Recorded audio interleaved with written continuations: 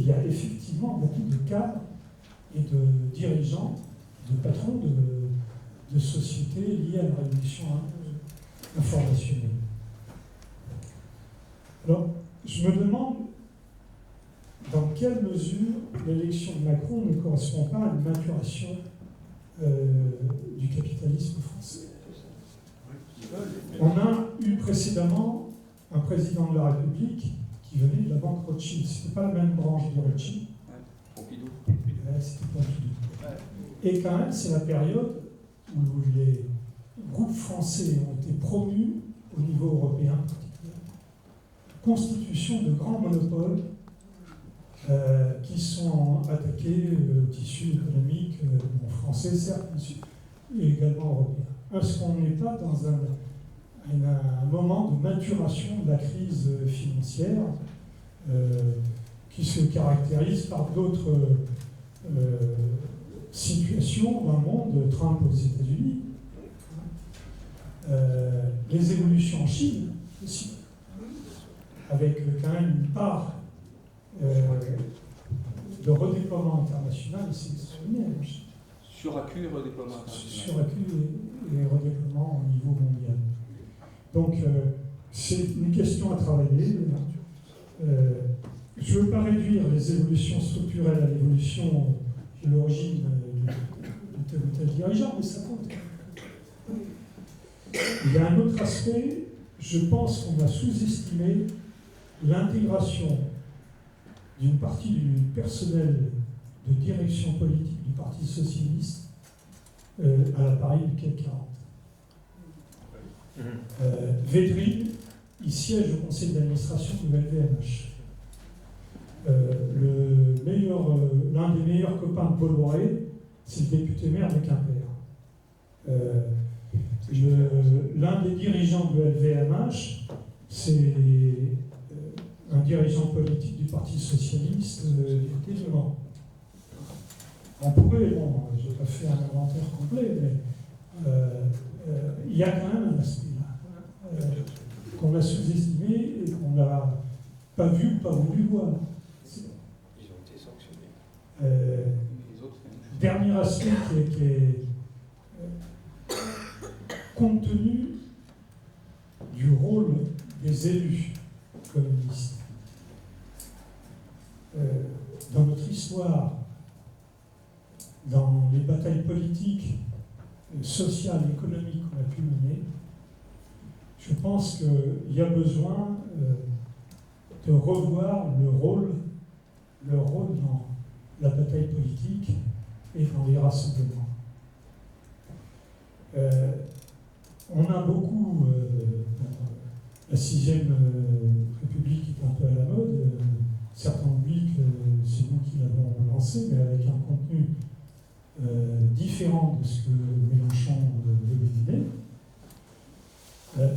Je me demande si il ne faudrait pas se battre pour que, bon, certes,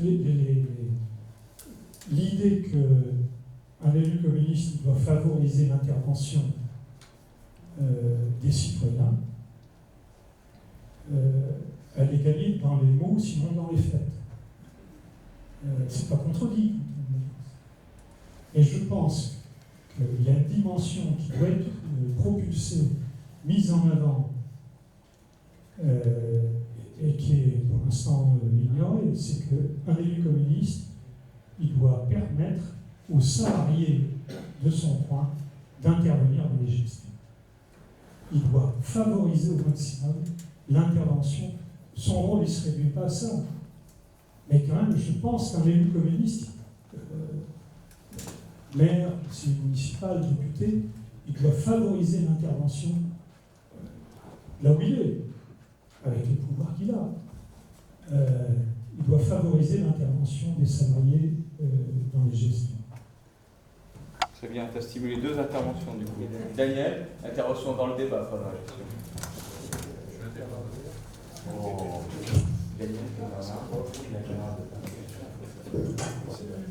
Daniel Chel, Sénégal.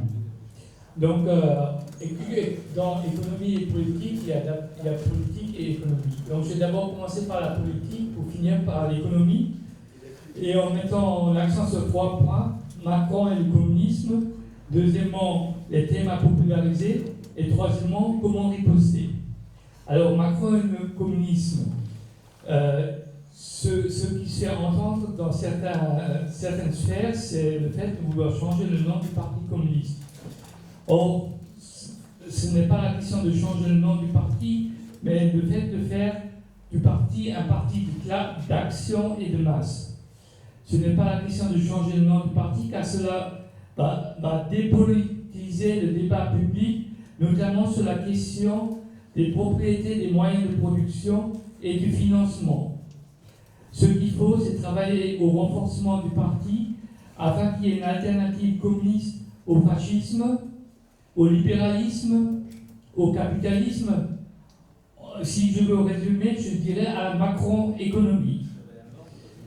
Et pour être utile au peuple dans sa lutte pour l'émancipation des ouvriers, employés, cadres, paysans, soldats et partisans. Ensuite, deuxième domaine, les domaines à populariser. Alors, on avait une campagne qui était la campagne sur le travail. On voit plus que jamais sa nécessité et son utilité avec la loi travail que veut préparer Macron. Et il faut mettre l'accent, en revanche, sur une des nouveautés qui est parue, c'est le coût du travail du XXIe siècle. Deuxième thème à populariser, le coût du capital.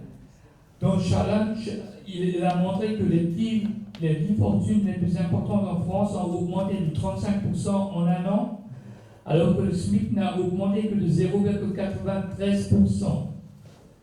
Enfin, troisième thème à populariser, le pouvoir des travailleurs dans l'entreprise et dans la cité. Avec la démocratie sociale, que ce soit également pour la sécurité sociale, les prud'hommes, où on veut supprimer l'élection pour la remplacer par la désignation. Enfin, dernier point, la riposte. Alors, il faut un large rassemblement, peut-être plus large que le Front de gauche, avec un forum d'action communiste, écologiste et progressiste. Il faut articuler le combat des élus, du parti, des militants, des mouvements sociaux et des citoyens dans la perspective d'une république sociale.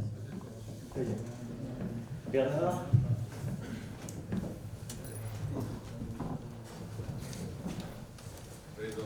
Bernard Robert.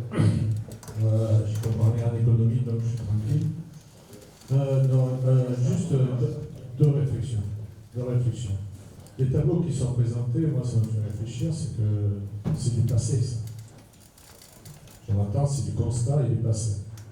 C'est d'une politique qu'on a vécue depuis un certain temps, Sarkozy, Hollande. On pourrait remonter jusqu'à 1981 si on réfléchissait un peu plus largement.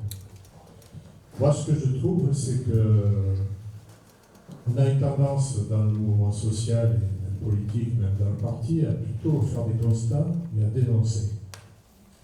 Et dans la situation dans laquelle on est, l'argent, il y en a, c'est une idée qui circule, 99% et 1%, il y a le livre de Bocquet, il y a pas mal de choses, mais on a du mal à le traduire. Et ce qui m'intéresse dans ce qu'a annoncé un peu Denis, c'est quelle efficacité économique, sociale et environnementale. Je crois qu'on rentre dans une nouvelle ère, en tout cas une nouvelle période, où ces questions-là, elles reviennent. Et quand je vois qu'il y a 25 millions de gens, de citoyens qui n'ont pas voté, c'est qu'ils sont un peu à la recherche de quelque chose qui est nouveau, notamment à la nouvelle génération. Ça, c'est le premier constat. Comment on fait avec eux? Parce que moi, je me mets avec vous, les cheveux blancs, on peut aider, mais ce n'est pas l'avenir. La deuxième question, c'est que quand j'entends la politique que Macron va mener, qui a commencé à mener, parce que c'est vrai, le rapport Attali a commencé à travailler. Macron n'est pas sorti comme ça le jour au lendemain. Il y en a qui l'ont aidé.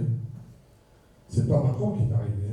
C'est tout le libéralisme patronal qui a mis Macron comme chef de file pour franchir une étape dans sa politique ultra-libérale qu'on connaît, mais qui a des effets catastrophiques sur le plan social. Parce que moi, je trouve que ce serait bien que... Alors, je sais que c'est un peu la mer du temps, il y en a qui veulent changer les noms, mais économique et politique, il faut faire le lien avec le social. Parce que faire de la politique et faire de l'économie, c'est lié au social, et les conséquences, c'est notamment inversement comment on fait du social. Je vois le salariat, comment il a évolué ces derniers temps. On parlait du chômage, de l'aglo, on peut discuter de ça. Enfin, il y a 980 000 auto-entrepreneurs. Il y a 6 millions de contrats par an en France, chaque année. Il y a un taux de renouvellement de 51%. On a 650 000 intérimaires par an. C'est-à-dire qu'en dehors du chômage, on a une forme de travail qui s'individualise et qui va vers l'aspiration patronale de faire chaque salarié son propre entrepreneur de sa société.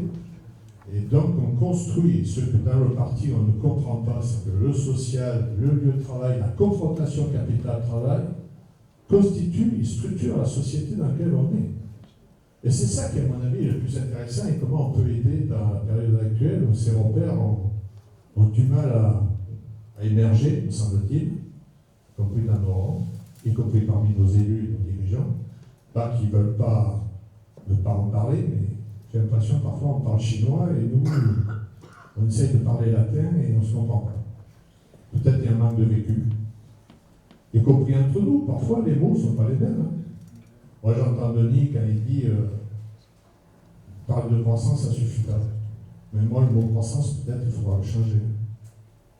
Parlons de développement, de répondre aux besoins. Là c'est compréhensible. Parce que la croissance a tellement de dégâts derrière les chiffres que derrière, c'est pas la réalité sociale vécue.